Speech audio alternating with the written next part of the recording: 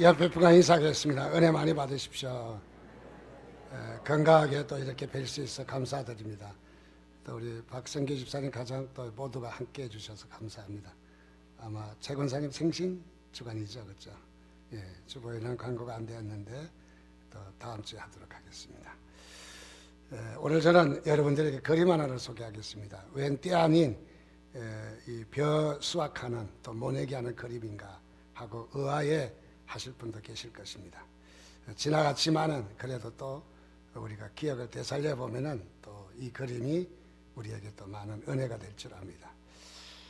특별히 이 벼를 수확해서 햅쌀로 밥을 지어 먹는다고 하는 것은 이건 참 큰 축복이었어요.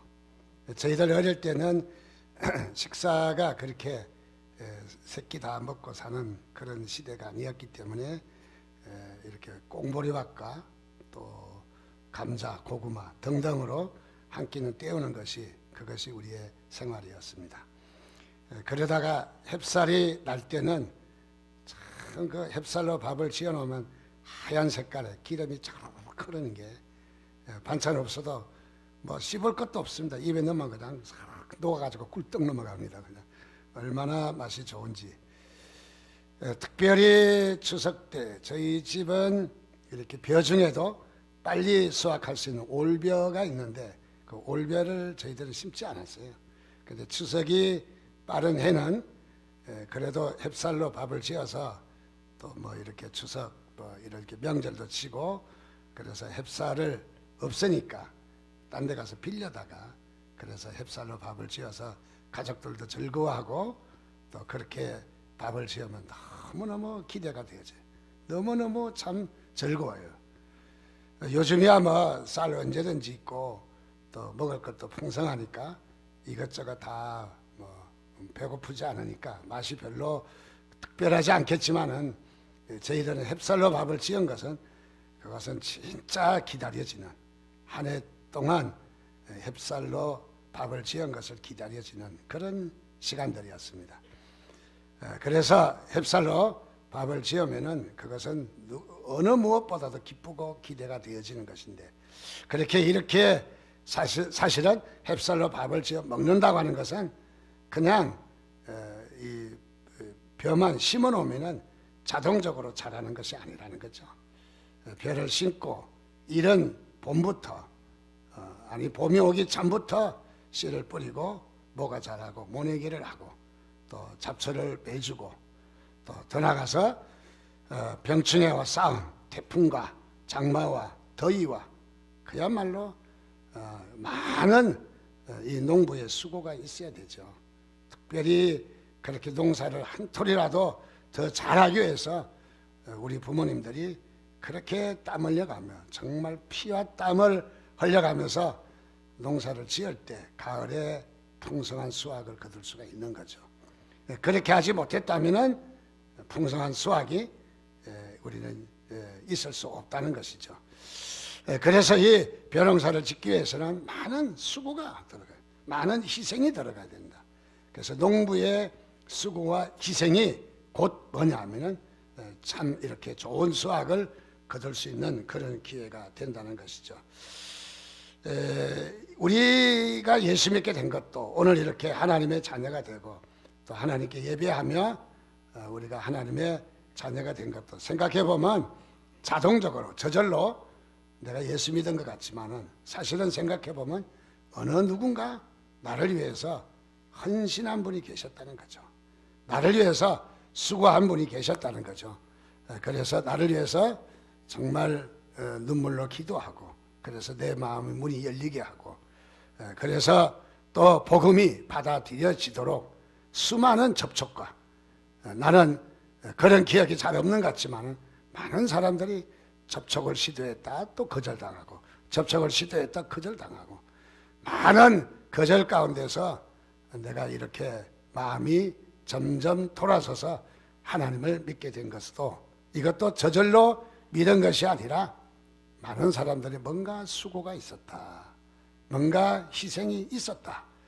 마치 산모가 아이를 출산할 때 희생이 아니고는 우리가 아이를 기를 수 없잖아요. 그래서 산모가 출산할 때 신발을 그냥 벗어놓지 않고 벗어서 다시 신발을 돌려서, 신발을 돌렸다는 것은 죽은 자의 모습이죠. 그래서 죽기를 각오하고 출산하러 들어가지 않습니까? 그것은 무엇이냐면 그렇게 의미의 희생, 또 출산하는 여인의 희생이 있어야 생명을 잉태할 수 있다 하는 것을 느낄 수가 있는 부분이죠. 즉 희생이 없이는 생명을 낳을 수 없다는 것이 결론적인 말씀입니다. 우리의 삶에도 희생이 없는 삶은 생명이 없다는 거죠. 또 우리가 생명을 얻으려면은 하나님의 자녀의 생명, 우리가 영생을 얻으려면은 결코 우리가 희생이 없이는 불가능하다 하는 것을 우리는 먼저 기억할 수 있습니다. 가끔 사고 난 것을 우리가 들을 수 있는데, 여름에 이렇게 피서 가다가 자동차가 잘못 들어서 저수지나 물에 빠지게 되면은 그것을 구하려고 아비나 어미가 그냥 사력을 다하다가 마지막에 안 되면은 자식은 밖으로 내던지고 자신이 물속에 잠겨서 죽는 일이 가끔 우리가 보게 됩니다. 그렇죠. 부모의 희생이 아니고는 우리가 이렇게 자라날 수 없었던 것이죠. 부모의 희생만이 우리를 살리고 우리에게 큰 이렇게 생명을 주는 이런 일이 있게 된 것을 발견합니다. 한국 교회도 세계 교회에 정말 우뚝 서게 된 것, 우리나라의 교회가 세계 10대 교회 중에 1, 2, 3, 4, 5, 6위까지가 대한민국입니다. 그래서 이렇게 큰 영광을 보고 요즘 관광상품 가운데도 한국 교회를 돌아보는 그런 관광상품이 있어요. 물론 뭐 찜질방에도 들린다고 그러더라고요. 그래서 교회에 가서 새벽 기도가 어떤가, 뭐 새벽 기도가 별다릅니까? 새벽 기도가 어떤가, 또 한국 교회 교인들은 어떻게 예배를 드리는가. 그래서 이것이 관광 상품이 돼서 큰 교회 이렇게 둘러보는 이런 일도 없지 않아 있는 것을 보게 됩니다. 이렇게 한국 교회가 정말 급성장하게 된 것은 그것은 다름이 아니라 한국 교회에 희생이 있었다는 거죠. 희생이. 우리는 일제에 또는 저 6.25의 전쟁에 그야말로 우리는 또 우리 조선 시대 때에 많은 우리의 핍박과 순교와 희생이 있었기 때문에 어느 나라보다도 정말 사도행전 이후에 가장 강력한 핍박이 바로 이 대한민국이던 거죠. 그래서 그런 희생을 겪으면서 우리 한국교회가 걸어온 길을 발견할 수 있습니다. 27살의 나이로 선교사를 지원한 토마스 선교사가 있습니다. 이 토마스 선교사는 영국에서 중국으로 온 선교사입니다. 27에 갓 결혼을 해서 중국 땅에 도착하게 되었습니다. 도착한 이 선교사의 젊은 아내 부인이 그 자리에서 풍토병으로 죽고 말게 됩니다. 그래서 슬픔에 잠겨 있고 참으로 비전을 가지고 중국 땅을 하나님께로 올려드리겠다고 하는 그런 마음을 가지고 이 중국 땅에 왔지만은 바로 얼마 되지 않아서 그래서 이 중국에서 사랑하는 아내가 죽고 맙니다. 그 슬픔이 가시기도 전에 그에게 이런 소식이 들립니다. 저 중국 땅 끄트머리에 매달려 있는 대한민국 조선이라고 하는 땅이 있는데 거기는 아직 복음이 들어가지도 않고 거기는 아직 예수 믿는 사람도 없다. 그런 소리가 들리게 되자 하나님께서 나에게 주신 음성이다 생각하고 그가 수소문해서 드디어 조선 땅으로 들어오게 됩니다. 평양의 대동강을 통해서 중국어로 기록된 성경을 가지고 그리고 대동강으로 들어옵니다. 그때 당시에 우리 조선은 세국 정책을 쓸 때이기 때문에 캐톨릭의 이 선교사들을 많이 처참하게 죽였습니다. 많이 순교를 당했죠. 그럼에도 불구하고 이 토마스 선교사는 대동강으로 들어올 때에 우리나라 관군이 그것을 제재했습니다. 그런 이 토마스 선교사가 타고 있는 배에 바로 불을 질렀습니다. 더 이상 배에 머물러 있을 수 없기 때문에 바로 뛰어내려서 무트로 뛰어들었는데 관군은 토마스 선교사의 그 무트에서 바로 단칼로 목을 치게 됩니다. 목을 치게 될 때에 이 토마스 선교사는 가지고 있던 성경을 자신의 목을 치는 그 관군 병사에게 꼭 읽으라고 그렇게 주었는데 나중에 그 관군이 변해서 크리스찬이 되었다는 거죠. 그래서 예수 믿는 사람이 되었습니다. 그리고 그가 피를 토하며 오열하면서 죽어가면서 자신의 피를 대동강에 뿌리며 이 대동강 물을 마시는 자는 모두가 하나님의 자녀가 될 것이라고 그가 선포했는데, 그야말로 이 토마스 선교사의 헌신이 오늘 우리에게 이렇게 복음의 열매로, 또 한국 기독교의 이런 엄청난 열매로 맺어진 것이 아닌가, 그런 생각을 갖습니다. 참으로 귀한 선교사, 귀한, 우리가 참으로 이 감사한, 잊을 수 없는 그런 선교사인 것을 우리가 잘 알고 있습니다. 특별히 저 용산에서 좀 밑으로 강변도로 갔다 내려가면은 양화진이라고 하는 데가 있습니다. 이 양화진은 선교사들의 무덤입니다. 선교사들. 대체적으로 이 땅에 선교사로 오신 분들이 이 죽게 돼서 묻히신 곳이 양화진입니다. 저는 개인적으로 이렇게 말해보고 싶습니다. 여러분들 여기에 적어도 한두 번이라도 좀 가보시면 좋겠다. 일부러라도 가보시면 좋겠다. 정말 이분들이 우리를 위해서 피 흘려서 죽기까지, 정말 어린아이가 죽기도 하고 선교사의 부인이 죽기도 하고 선교사가 풍토병 또 질병에 걸려서 죽어서 정말 무명의 선교사들, 이름도 없는 선교사들, 그들의 희생이 바로 이 양화진에 묻혀있는 바로 그런 무덤이라고 생각합니다. 자, 이런 선교사들의 희생이 없었다면 오늘 이 땅에 이렇게 복음의 꽃이 화려하게 피지는 못했을 것입니다. 그래서 선교사들도 이 땅에 복음을 위해서 어떤 대가를 바라고 온 것이 아니라 또 뭐 어떤 영예스럽고 어떤 뭐 자신의 힘을 이렇게 나타내고자 하는 것이 아니라 이 땅의 복음을 위해서, 이 땅에 우리나라의 이 백성들을 구원하기 위해서 자신의 목숨을 버려가며 젊은 나이에 그렇게 희생하셨던 희생의 흔적이 있는 것을 발견할 수 있습니다. 저는 우리 예배가 구약에는 대체적으로 5대 제사가 있는데 번제, 소제, 화목제, 그 다음에 속제제, 속건제라는 제사가 있어요. 이 제사에 드리는 법은 뭐 거의 대등소이합니다. 그래서 양을 1년 된 양을 잡아서 그래서 그것을 피를 뿌리고 고기를 각을 떠서 불태워서 하나님 앞에 제사 지내는 거죠. 그래서 이 제사가 곧 뭐냐면 오늘날의 예배가 된 거죠. 예배가 뭐냐면 곧 제사인 것이죠. 그러면 이 예배의 가장 중요한 것이 뭐냐? 예배의 희생이라는 것이죠. 예배는 제사가 희생인 것이죠. 오늘 저는 여러분들에게 희생이라고 하는 제사 드리는 구약시대 때 제사를 어떻게 지냈는가 재현한 모습인데, 이 제사장들이 나오고 복장하고 모두가 이렇게 희생 제사를 드리는 것을 한번 동영상으로 보여드리겠습니다.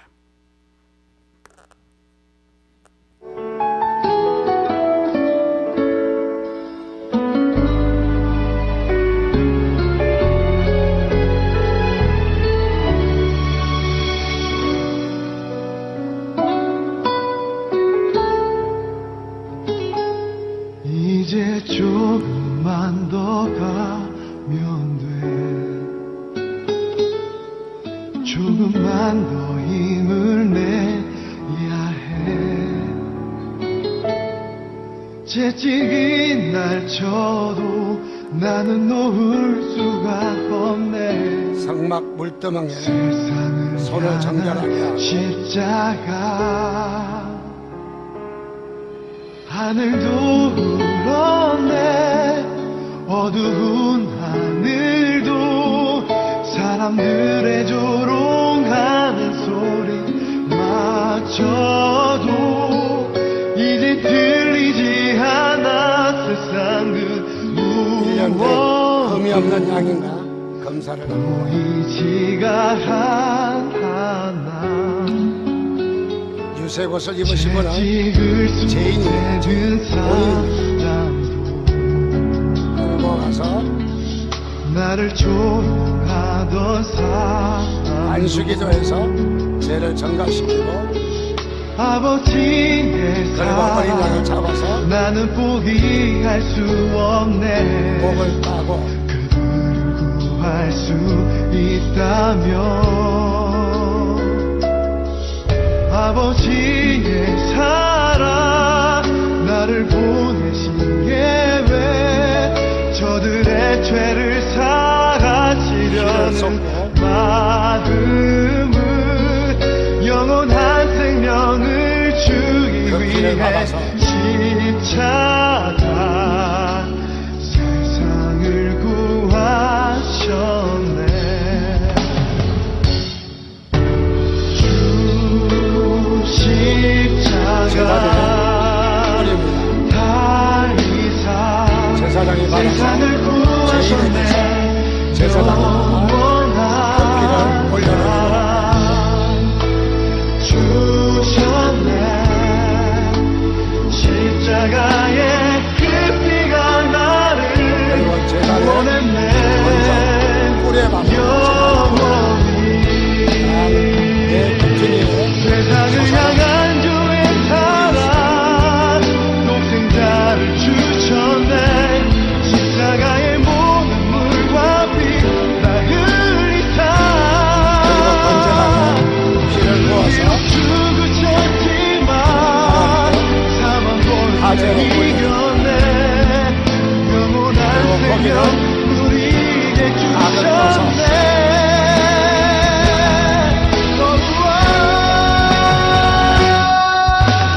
주 십자가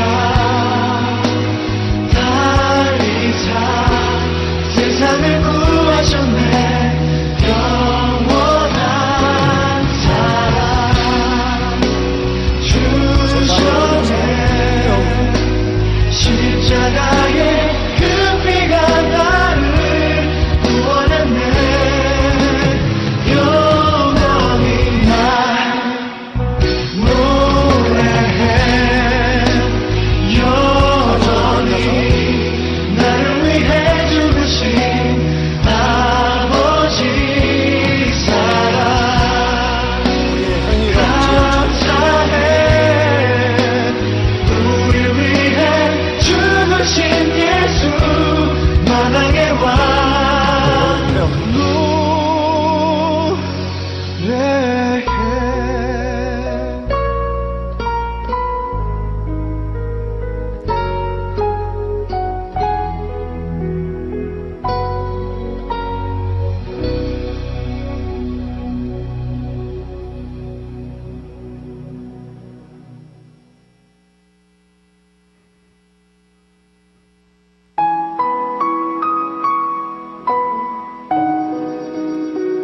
머리도 역시 불에 태워서 우리의 생각으로 지은 죄를 불에다 태웁니다.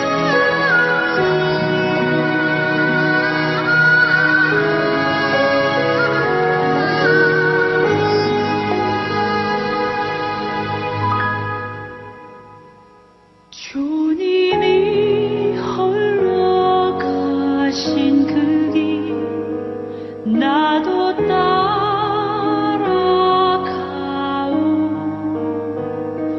모든 물과 피를 흘리신 그 길을 나도 가오 험한 이렇게 해서 제사가 드려지게 되는데 좀 너무 이렇게 끔찍한 모습이라 일부러 흐린 영상을 좀 준비하게 됐고요. 또 사실 이렇게 좀 너무 우리가 자극적이라고 생각하겠지만 주님은 더 자극적이셨어요. 우리의 죄를 위해서. 그렇게 생각한다면 적어도 우리가 한 번 정도는 볼 수 있는 그런 부분이라고 생각합니다. 주님께서 이렇게 우리에게 이렇게 희생하심으로 우리가 구원받고 하나님의 자녀가 된 것이죠. 성경에 보면은 오늘 본문에 안디옥 교회가 나옵니다. 안디옥 교회는 로마 제국에서 세 번째 가는 큰 도시입니다. 당시에 인구가 50만 정도가 되었고 또 여기에는 그야말로 교회가 갑자기 엄청나게 부흥을 했는데 이 교회에서 세상 사람으로부터 얻어진 별명이 있어요. 그리스도인이다. 비로소 그리스도인이라 하는 별칭을 얻게 되었어요. 즉 별명을 얻게 되었어요. 예수님과 함께한 사람, 예수와 똑같은 사람, 그런 말이죠. 자, 이 교회가, 이곳에 교회가 세워지게 된 동기가 어디 있을까요? 그것은 예루살렘에 바로 이 스데반의 핍박, 스데반이 돌에 맞아 죽는 바로 이런 순교와 핍박이 있을 때 정말 극렬한 환란이 있었습니다. 그래서 많은 핍박이 있는데 이 핍박에 사람들이 흩어지게 되었던 것이죠. 이리저리 흩어졌는데 그때의 가슴에 복음에 불붙은 많은 사람들이 베니게와 구브로와 안디옥과 이쪽으로 가서, 그래서 거기에서 바로 복음을 전하고 또 헬라인에게과 또는 이 유대인에게 각각 복음을 전하면서 교회가 생겨난 것이 바로 이 안디옥 교회입니다. 안디옥 교회는 환난 가운데 세워진 교회죠. 안디옥 교회는 희생 가운데 드려진 바로 교회인 것입니다. 이 교회가 그야말로 경이로운 부흥을 가져오게 되었습니다. 자, 이 교회에 이렇게 이 값비싼 희생을 치르면서 이렇게 교회가 생겨난 것이 바로 안디옥 교회입니다. 우리가 생각해 보면은 그야말로 복음이 얼마나 값진지를, 또 이 값비싼 희생이 반드시 복음에는 요청하고 있다 하는 것을 우리가 느낄 수 있습니다. 우리가 예수 믿고 구원받았습니다. 구원받았을 때 이 구원으로 끝나기를 원치 않는다는 것이죠. 우리가 구원받은 이 구원이 그것으로 만족해 한다면은 우리의 삶에는 그야말로 꽃이 필 수 없다는 것이죠. 그래서 우리는 이 구원받은 우리에게 여전히 주님께서는 우리의 마음의 문 밖에서 우리를 기다리고 계십니다. 먼저 믿은 구원받은 너희는 빨리 가서 하나님이 기다리시는 이런 양을 찾아오라는 바로 그런 의미가 아니겠습니까? 그래서 여기에 하나님께서는 우리들의 희생을 원하고 있다는 것을 발견합니다. 우리가 손가락 하나 까딱하지 아니하고 구원받기를 원한다면 그것은 구원의 열매가 이루어질 수 없다는 것이죠. 우리는 세상과의 싸움입니다. 부패하고 세상은 말할 수 없는 이런 잘못된 이 세상 가운데서 우리가 정말 희생하지 않고는 복음의 꽃을 피울 수가 없다는 것이죠. 오늘 말씀 사도행전 11장 22절 말씀에 보니까 예루살렘 교회가 이 사람들의 소문을 듣고 바나바를 안디옥까지 보내니라고 말하고 있습니다. 자, 예루살렘 교회가, 모체의 교회가 바로 여기에 이렇게 이 사람의 소문을 듣고 안디옥의 소문을 듣고 그리고 일꾼 바나바를 안디옥으로 파송을 했다, 그 말입니다. 자, 여기에 하나님께서는 사람을 통해서 일하시는 것을 발견합니다. 하나님은 사람이 중요합니다. 그래서 하나님은 사람을 통해서 일하시고 사람을 부르십니다. 그래서 사람을 통해서, 일꾼을 통해서 일하십니다. 먼저 하나님께서 일하실 때는 사람이 있느냐가 중요한 것이죠. 일할 사람이 있느냐, 일할 사람이 없는데 하나님께서는 일을 하시지 않는다는 거죠. 그래서 그곳에 일할 사람이 있느냐, 일할 사람을 보고 하나님께서 부르신다는 것입니다. 이스라엘 백성들이 앞으로 하나님께서 유대인으로, 구원의 백성으로, 선민으로 또 거기 그 민족을 통해서 구원자 예수 그리스도를 이 땅에 보내시기 위해서 특별한 사람을 택했습니다. 그의 이름은 아브라함입니다. 아브라함을 택하셔서 하나님께서 그 민족을 바로 부르시고 아브라함을 열국의 아비로, 사라를 열국의 어미로, 그래서 모든 사람이 아브라함이 믿음의 조상으로 하나님께서 부르셔서 바로 이 아브라함의 혈족을 통해서 유대인이다, 또는 선민이다, 또는 하나님께서 택하신 백성이다, 그렇게 아브라함을 부르신 것이죠. 하나님께서 먼저 아브라함을 찾으신 것이죠. 그리고 이스라엘 백성들이 애굽에서 종살이 하고 있을 때 애굽에서 이들을 종살이를 출애굽하고 구원받게 하기 위해서는 이스라엘 백성들을 다시 불러 모으기 위해서는 위대한 사람이 필요했습니다. 그 사람은 바로 다름이 아니라 모세였던 것이죠. 모세를 통해서 이스라엘 백성들을 부르시고 또 이렇게 하나님께서 모세를 통해서 한민족을 이끌어내시는 이 애굽이라고 하는 강대국 보훈병에다가 성장하게 하고 확장하게 하셔서 만약에 그렇지 않았다면 아브라함의 후손들이 외세의 침입을 당해서 멸망하고 없을 것입니다. 애굽이라는 강대국 거기에 보훈병에다 잘 모셔놓고 번성하게 하시고 큰 민족이 되게 하시더니 하나님께서 모세를 통해서 끌어냈습니다. 끌어낸 이스라엘 백성들을 하나님께서 가나안 땅을 주셨습니다. 그리고 여호수아를 통해서 거기서 정착하게 하셨고 또 나라의 체계와 또는 나라를 잘 이렇게 부강하게 이끌도록 하나님께서 다윗을 보내주셨죠. 그 이후에 이 예수님은 12제자와 함께 하나님 나라를 어떻게 세워가는지를 우리에게 보여주신 모든 부분인 것이죠. 이 모든 것이 무엇이냐면 하나님께서 일을 하실 때 일꾼을 찾으신다는 것이죠. 일꾼이 있느냐? 일꾼을 먼저 찾으시고 일꾼이 있을 때 하나님께서 일하시는 것을 발견합니다. 영국이 18세기에 그야말로 방탕하고 하나님을 거절하고 그리고 퇴폐한, 극도로 퇴폐한 이런 모습이 되었습니다.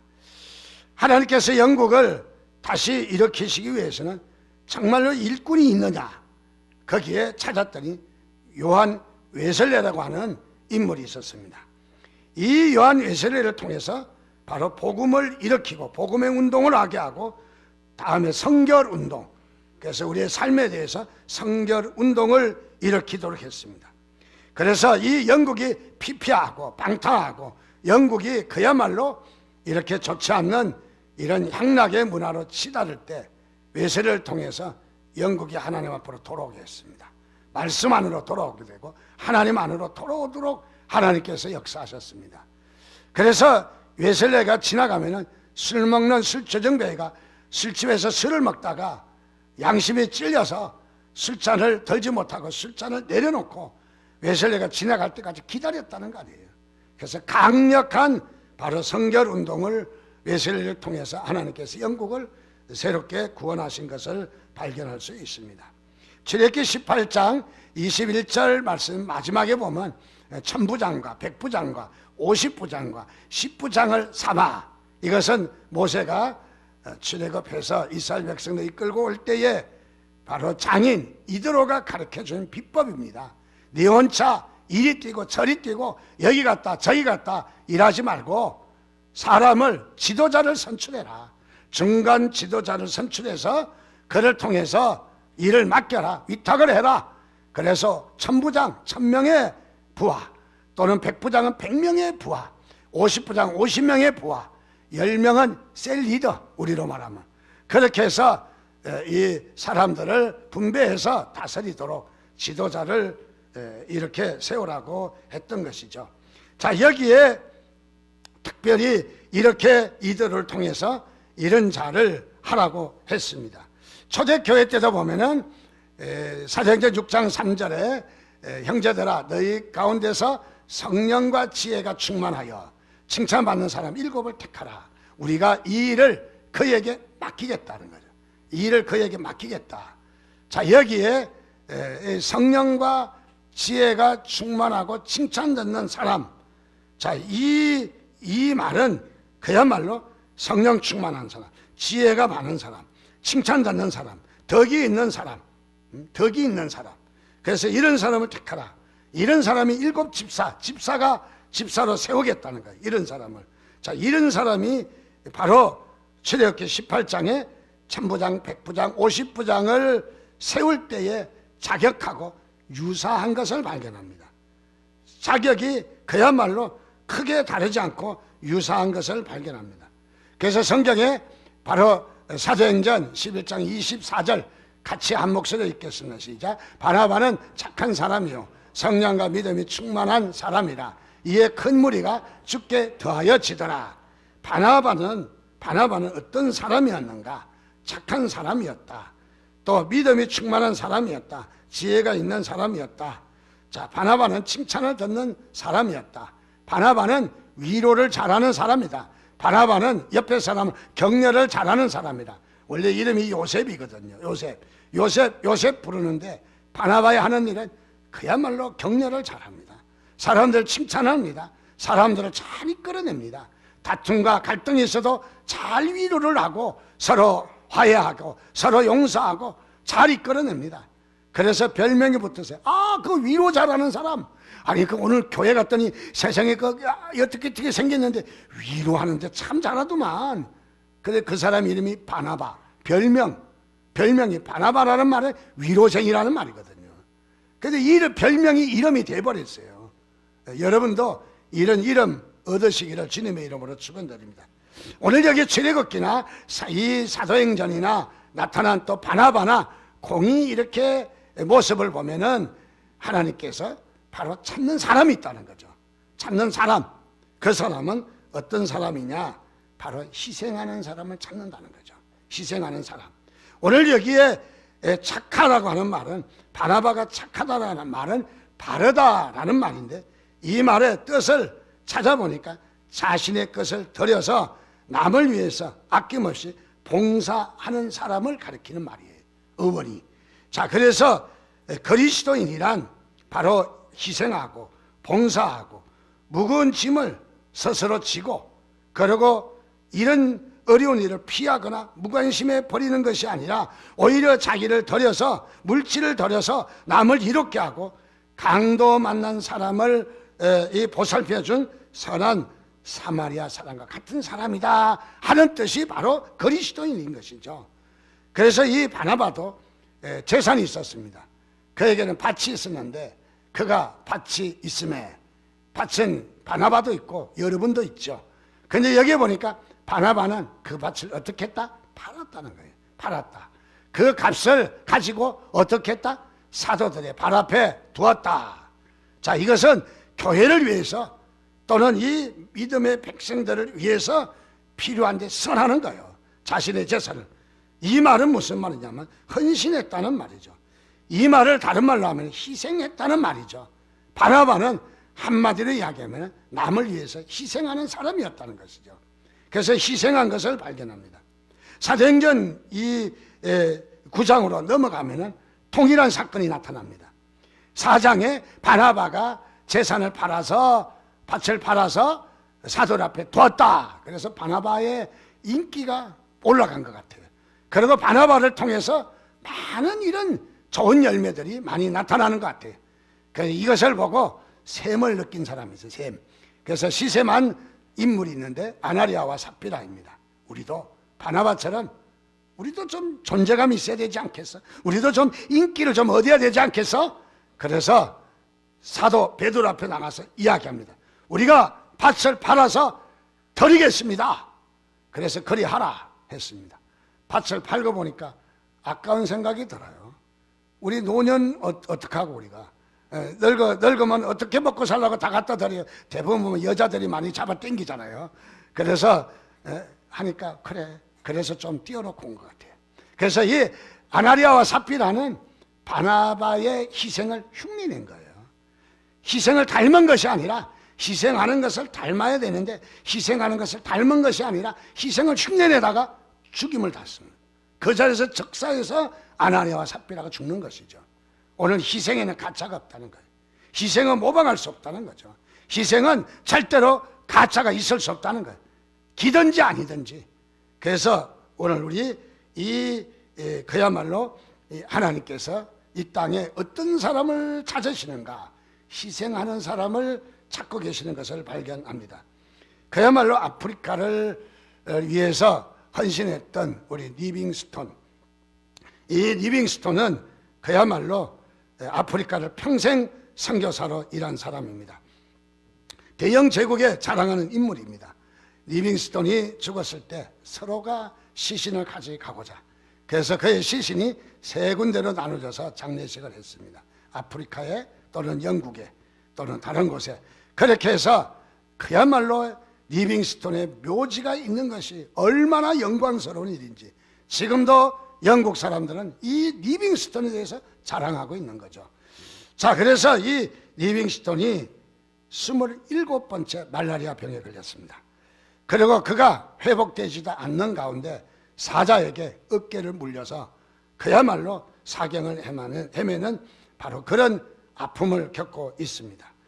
그러던 가운데 몸을 좀 회복하기 위해서 영국을 방문하게 됩니다. 다행히 몸이 많이 좋아져서 영국의 캠브리지 대학에서 설교를 하게 되었습니다. 그에 대한 설교가 이런 설교입니다.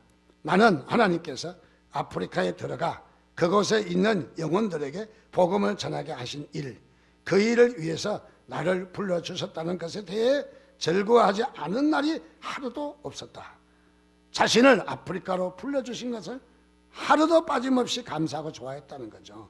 사람들은 내가 그곳에서 많은 희생을 한 것으로 생각하고 말들 하지만 도무지 갚을 수 없는 큰 빚에서 지극히 작은 부분을 갚았을 뿐인데 이것을 나에게 희생이라고 할 수 있겠습니까? 그런 설교를 합니다. 장차 영광스러운 소망과 복된 상급을 약속받고 있는 일을 하고 있는데 그것이 어찌 희생이 되겠습니까? 그런 말과 생각을 버리십시오. 그것은 절대로 희생이 아닙니다. 오히려 나의 특권입니다. 그렇게 그가 캠브리지에서 설교할 때 많은 사람들이 눈물을 흘려 큰 감동을 받았다는 바로 그런 말이 있습니다. 그렇습니다. 이 리빙스톤은 자신의 생애를 다 던졌다고 말하지 않고 그야말로 자신이 작은 일을 했다는 거죠. 희생이라고 말할 수 없는 작은 일을 했다는 거죠. 무엇입니까? 리빙스톤은 하나님 앞에 쓰임받는 인물이었습니다. 리빙스톤은 희생하는 사람이었다는 것이죠. 희생하는 사람. 우리 슈테른베르크가 그림을 그렸는데 이와 같은 그림을 그렸습니다. 예수님께서 빌라도의 앞에 또는 이 로마 병장들 앞에 유대인의 제사장의 병장들 앞에 서서 가시관을 쓰시고 그리고 힘없이 서 있는 예수님의 모습입니다. 이 그림은 제목이 있는데 이 그림은 이 사람을 보라 하는 그림의 제목이에요. 그런데 이 그림의 밑에는 이와 같은 말이 쓰여져 있습니다. 그것은 다름 아니라 나는 너를 위해서 이렇게 하였다. 저와 여러분들을 위해서 이렇게 가시관을 쓰고 그야말로 채찍과 매를 맞고 또 십자가에 죽으시면서 이렇게 했다는 것이죠. 나는 너를 위해서 이렇게 하였다. 너는 나를 위해서 무엇을 하였느냐. 그런 말이 밑에 그림 밑에 쓰여 있다는 것이죠. 여기에 감동을 받은 바로 하브겔이라는 사람은 이 문구를 가지고 찬송가를 만들었습니다. 그 찬송가가 내 너를 위하여 몸버려 피 흘려 주셨건만 날 위해 무엇을 하느냐는 바로 그런 찬송이죠. 자, 이렇게 해서 그야말로 예수님은 우리를 위해서 희생하신 것입니다. 그분의 모든 삶을 던지신 것입니다. 그래서 그분은 모든 것을 우리를 위해서 구원하기 위해서 우리에게 어떤 대가를 바래서가 아니라 우리를 위해서 자신을 전부 불태우며 그리고 자신을 십자가 위에서 그야말로 서슴없이 이 죽음의 길을 걸어갔던 우리 주님의 모습을 보게 됩니다. 하나님께서는 오늘도 저와 여러분에게 요구하십니다. 생명은 절대로 희생 없이 생명을 낳을 수가 없다는 것이죠. 그리고 이 복음은, 이 말씀은, 하나님의 말씀은, 이 영생의 진리는 절대로 우리가 무가치한 것이 아니라는 것이죠. 여기에는 여러분의 생명까지도 요구할, 여러분의 한 명이 아니라 정말 이 자리에 있는 모두 다, 아니면은 어쩌면은 전 세계 인구와도 바꿀 수 없는 위대한 복음인 것이죠. 이 영생의 진리, 이 복음의 진리, 이 십자가의 진리, 이 부활의 진리는 여러분의 생명하고도 바꿀 수 없는 위대한 가치가 있는 바로 그런 진리인 것입니다. 그래서 여기에 주님께서는 바로 우리에게 희생을 요구하고 있다는 사실입니다. 그래서 우리는 희생하고 있느냐 하는 것이 우리에게 중요한 것이죠. 굳은 일, 힘든 일, 하고 싶지 않는 일들이 우리에게 있지만은 우리는 저 높은 것을 향하여 소망만 하지 말고 저 낮은 곳을 향해서 우리가 내려갈 때 낮은 자리에, 물은 낮은 자리로 흘러서 내려갑니다. 하나님의 생명은 낮은 자리로 흘러갑니다. 높은 자리, 그야말로 힘과 능력과 괄시와 그야말로 사람들을 무시하는 높은 자리에 올라갈수록 하나님과 점점 거리가 멀어지는 것이죠.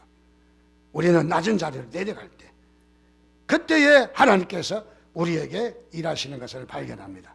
그렇습니다. 오늘 우리는 이 교회 공동체, 하나님께서 공동체에 누굴 찾고 계시느냐 하면 희생하는 사람을 찾고 계셔요. 이런 사람이 있느냐 하는 것이죠. 정말 희생하는 사람이 있느냐 하는 것입니다. 하나님은 그분을 찾고 계시, 그분을 통해서 일하셔요. 하나님은 그분과 함께 하셔요. 그래서 그런 사람을 통해서 일하는 모습이 너무너무 많이 나타납니다. 정말 이렇게 희생하는 사람은 그분은 면전에만 가도 우리의 몸둘 바를 모르는 그런 일들이 종종 일어나더라고요. 우리하고 교제하고 있는 익산의 임성영 장로님 어떻습니까? 그는 그야말로 아들의 이름이 임금님이잖아요. 임금님. 이 성씨를 잘 태어나야 되는 것 같아요. 뭐 하니까 최고 뭐 이런 이름도 있더라고요. 교만하기 짝이었겠죠. 예. 어쨌든 간에 이 임성영 장로님 어제 갑자기 교회 오셨어요. 그래서 저도 좀 늦게 들어갔는데 우리 배장님과 같이 이야기를 나누는데 참 대단하신 분이에요. 그분 앞에는 뭐 변명이 좀 잘 안 되는 것 같고 핑계가 좀 잘 안 돼요. 그분 앞에는. 왜 그러냐면 영적 권세가 있어요. 장로님인데 얼마나 권세가 있는지. 그가 익산에 한랄식품 반대에 그야말로 목숨 걸고 뛰어들어서 취소시켰죠. 원불교 이 또 그 마음 수양관 세우는 거 그것도 다 몰아냈죠. 그래서 익산에는 더 이상 할 일이 없다. 그래서 이제 이 계획이 부여로 넘어갔대요. 부여. 그래서 부여가 고향이신 분 여러분 기도하시기 바랍니다. 근데 이분이 또 서울에 와 있어요. 그 서울에 왜 와 있느냐라고 물었더니 다름이 아니라 월요일에 올라와서 목요일까지 서울에서 산다는 거예요. 광화문에 그 양성 평등 동성연애 이제 거기에 대해서 여성가족 보고 싸우는 거예요. 어떻게 싸우느냐? 눈이 오고 비가 오고 땅이 얼었는데 거기에 엎드려서 기도하는 거예요. 눈물로 기도하는 거예요. 그가 당뇨로 혈액순환이 되지 않아서 한쪽 다리가 좀 이렇게 약간의 마비성이 있는데 그 추운 몸을 땅바닥에 아스팔트에 대고 기도하는 거예요. 기도. 그래서 우리가 단순하게 동성끼리의 연애 이래만 생각하십니까? 아닙니다. 동성연애가 엄청난 여기에 기독교 그야말로 박멸운동입니다. 우리 기독교는 절대로 개헌 찬성할 수 없어요. 바꾸지 않으나 개헌을.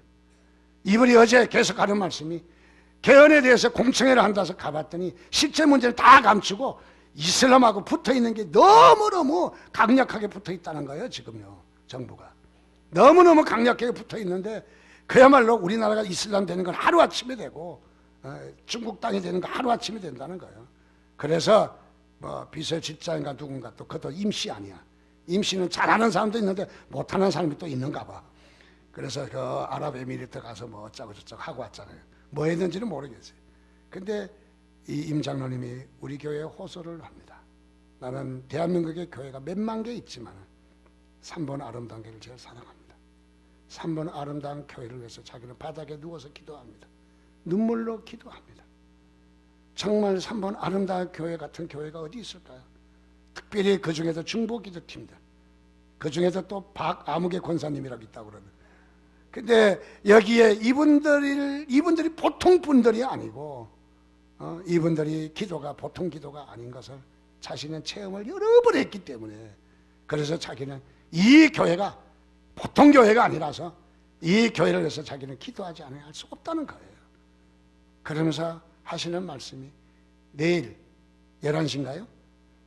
예, 저 광화문으로 좀 중보기도팀 좀 보내달라는 거예요.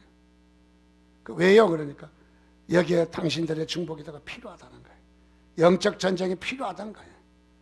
저는 이 내용을 말씀드리자는 것이 아니라 정말 여러분들 자원해서 많이들 가셨으면 좋겠어요. 여러분들 보고 집회하고 데모하라는 거 아닙니다. 가서 한 바퀴 돌고 기도하고 오시라는 거예요. 그런데 저는 이 장로님의 부탁도 거절이 안 되고요. 저는 그분 앞에 가면 저는 이분의 말씀이 틀린 말씀도 아멘하고 받아지고요. 그래서 이분 앞에 제가 굉장히 작아져요. 사실은 그분이 나보다 키도 작거든요. 생긴 것도 나보다 솔직히 말해서 못하거든요. 근데 제가 그분 앞에 가면 작아지고 더 이상 말이 안 나와요. 영적으로 제압당하는 거예요. 영적으로. 그래서 저는 그렇게 어제 배장님과 그렇게 고백했습니다. 정말로 위대하신 분이라고. 정말로 대단하신 분이라고. 오늘 무엇입니까? 이분이 대단하게 된 것은 저에게 식사를 많이 사줘서, 저에게 선물을 많이 줘서, 저를 그야말로 아는 체를 많이 해서 하나도 해당이 안 됩니다. 근데 이분 앞에 우리가 머리가 숙여지는 것은 희생이 있어요. 희생. 남다른 희생이 있어요. 남다른 희생. 이번에 총회를 익산에서 9월 달에 했거든요. 한 주간 동안 총회를 했는데, 제가 우리 노예 총대라서 갔는데 세상에 아침 7시에 만나자는 거예요. 왜 만나요? 그러니까 밥 사주겠다는 거야. 그래서 갔을 때 저녁 한 끼 사주면 한 끼 식사 대접할 수 있어요. 근데 아침, 점심, 저녁, 아침, 점심, 저녁, 아침, 점심, 저녁 재혼차만 대접하는 게 아니라 우리 노예 식구들까지 다 아침, 점심, 저녁 먹을 수가 없어. 미안해서. 아니 한 끼 정도 대접받으면 됐지. 왜 그렇게 다 그렇게 대접하냐고. 아 그만두시라고. 우리끼리 먹겠다고. 그러니까 아니라는 거예요. 자기는. 그래서 자신을 위해서 기도해준, 또 익사를 위해서 기도해준 이 교회에게 자기 기도는 중보기도팀이 하고 밥은 제가 얻어 먹었습니다. 이분의 그 헌신에 처음에는 약간 뭐 바라는 것이 아닌가 그런 생각도 들었지만 시간이 갈수록 이분의 그야말로 이 희생이 담겨 있는 것을 발견하게 되었어요. 희생이 담겨 있는 것도 그렇습니다. 우리는 하나님께서 희생하기를 원하십니다. 교회에 과연 희생할 사람이 있느냐? 하나님께서 희생자를 찾고 계시는 거예요. 헌신자를 찾고 계시는 거예요. 남몰래 정말 눈물로 창조하고 교회를 가꾸고 교회를 위해서 헌신하는 하나님께서 그런 자. 우리가 생명이라는 것은 바로 희생을 통해서 흘러가는 거예요. 희생을 통해서. 그렇습니다. 우리가 서로 사랑하는 것도 빌립보서 4장 13절에 이렇게 말합니다. 내게 능력 주시는 자 안에서 내가 모든 것을 할 수 있다. 내게 능력 주면 내가 모든 거 할 수 있죠. 얼마나 능력이 뭐예요? 능력이 12절에 이렇게 말합니다. 나는 비천에 처할 줄도 알고 풍부에 처할 줄도 알아. 모든 일 곧 배부름과 배고픔과 풍부와 궁핍에도 처할 줄 아는 일체의 비결을 배웠노라. 그리고 하는 말이 내게 능력 주시는 자 안에서 내가 모든 것을 할 수 있다. 빌립보서 4장 13절 말씀하는 거예요. 능력이 뭐냐라는 거예요. 능력이 여기에 배부르고 그야말로 풍부하고 그러고 우리가 좋은데 거하는 거는 나도 잘 적용해요. 그거는요. 그럼 여기 말씀하고 있는 의도가 무엇일까? 배고픔과 비천함과 천함과 고난받고 어려움 당하고 희생해야 되고 헌신해야 되고 양보해야 되고 용서해야 되고 자존심 내려놔야 되고 그런 일을 하는 게 능력이라는 거예요. 그런 일을 감당하는 게 능력이라는 거예요. 우리는 조금만 자존심만 상해도 내 자존심 타령하고 있고 기분 나쁘고 그야말로 나는 섭섭하고 그야말로 원수지고 무슨 하나님의 능력이 오겠어요? 능력은 어디에서 온다고요? 내가 그것을 감당할 때에. 그렇습니다. 오늘 우리는 포기할 줄 알아야 됩니다. 교회는 오래 다닐수록 포기를 잘해야 돼. 아니 내가 언제부터 왔는데 이 요즘 온 것들이 그냥 요즘 버리장머리가 없어? 개 콧구멍 같은 소리 하고 있네. 아닙니다. 여러분 내려놓아야 합니다. 목사의 당회장 자리도 내려놔야 돼. 그리고 이 장로의 자리도 내려놔야 돼. 권사의 자리도 내려놔야 돼. 우리는 교회에 있는 기득권을 가지고는 절대로 교회가 살아날 수 없어요. 교회가 부흥하고 살려면은 하나님께서 역사하시려면 내려놔야 됩니다. 우리 DTS에서 중요한 과목이 첫 번째 뭡니까? 묵상. 두 번째 시간이면 권리 포기입니다. 포기할 줄 권리를 내려놓을 수 있느냐는 거예요. 권리를. 다시 말하면 희생을 원합니다. 주님께서는 몸버려 피 흘려서 십자가에 아까 양을 잡는 것이 징그럽다고요? 주님은 여러분을 위해서 더 징그러운 일을 하셨어요. 여러분들도 주님께서 몸소 피 흘려 죽으시면서 우리를 위해서 희생하신 그 희생을 여러분 마음속에 담으시고 여러분들을 전도회를 위해서, 셀을 위해서, 교회를 위해서 여러분들을 어디 공동체에 희생하고 헌신하셔서 하나님께서 함께 하시기를 주님의 이름으로 축원드립니다. 우리 함께 머리 숙여서 함께 기도하겠습니다. 하나님, 그렇습니다. 우리가 높아지려고 하고 더 가지려고 하고 우리가 어떤 더 큰 것을 가지려고 하는 우리의 그 마음을 용서해 주시고 하나님이여, 이 한 시간 주님 앞에 간구합니다. 희생하기를 원합니다. 낮아지기를 원합니다. 권리를 포기하기를 원합니다. 우리의 자리는 낮은 자리입니다. 하나님이 우리를 그렇게 사용해 달라고, 그렇게 저희들을 기름 부어 달라고 이 한 시간에 우리 같이 한 목소리로 주여 한번 부르짖고 한 1, 2분 동안 기도하겠습니다. 주여.